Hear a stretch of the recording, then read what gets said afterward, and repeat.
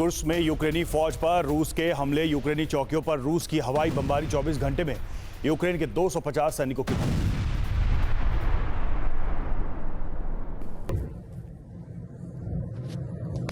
Пиздец, кассетники.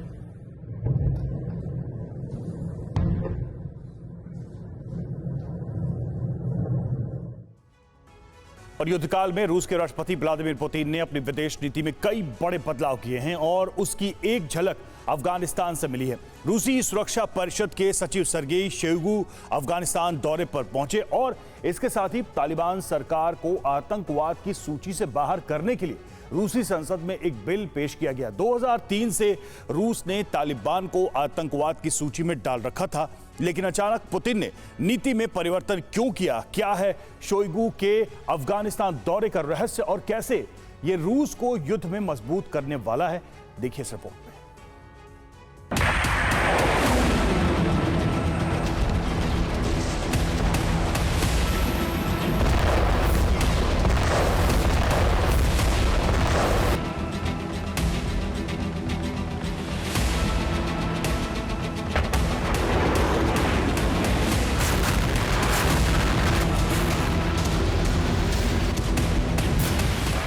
युद्ध लड़ने के लिए जितने जरूरी हथियार और जवान होते हैं, उससे भी ज्यादा जरूरी होती है रणनीति।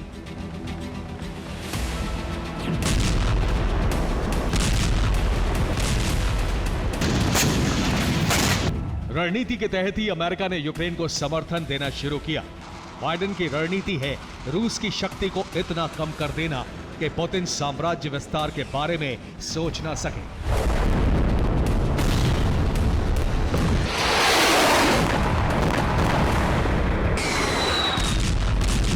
रूस की अर्थव्यवस्था को उस स्तर तक गिरा देना कि भविष्य में 50 साल तक रूस अमेरिका या यूरोप में उसके हितों के लिए खतरा ना रहे।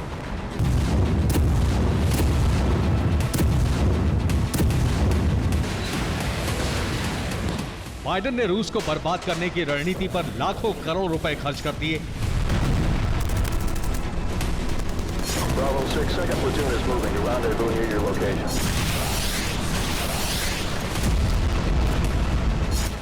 अमेरिका की इसी रणनीति के खिलाफ पुतिन ने अपनी रणनीति तैयार की और दुनिया के शक्ति समीकरण ध्वस्त करने वाला एक बड़ा गठबंधन खड़ा कर दिया।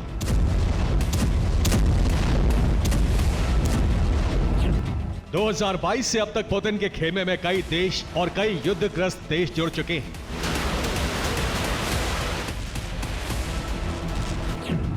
युद्ध काल में चीन, नॉर्थ कोरिया के साथ रूस का गठबंधन मजबूत हुआ है। इसके साथ ही रूस ने हिजबुल्ला, हूती, हमास के साथ संबंध मजबूत किए हैं। पुतिन का अगला टारगेट है अफगानिस्तान के साथ संबंध सुधारना।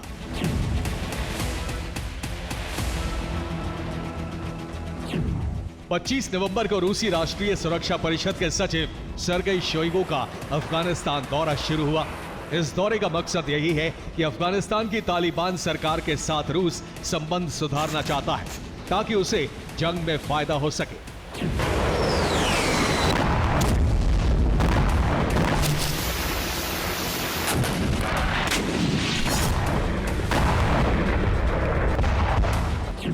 सर्गेई शोइगु के दौरे वाले दिन ही रूसी संसद के निचले सदन में एक विधेयक पेश किया गया। इस विधेयक में तालिबान को आतंकवाद की सूची से बाहर करने का प्रावधान है। 2003 से रूस ने तालिबान को आतंकवादी संगठन घोषित कर रखा है।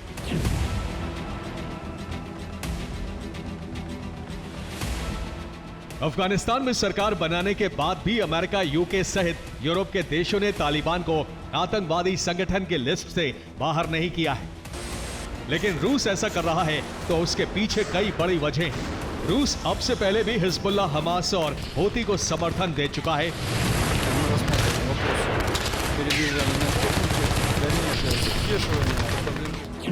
रूस एशिया के कई संगठनों के साथ रिश्ते मजबूत कर रहा है। यमन में हूती को रूस का खुला समर्थन है। लेबनान में हिजबुल्ला के साथ रूस के मजबूत संबंध हैं। इसी कड़ी में तालिबान के साथ संबंध सुधारे जा रहे हैं।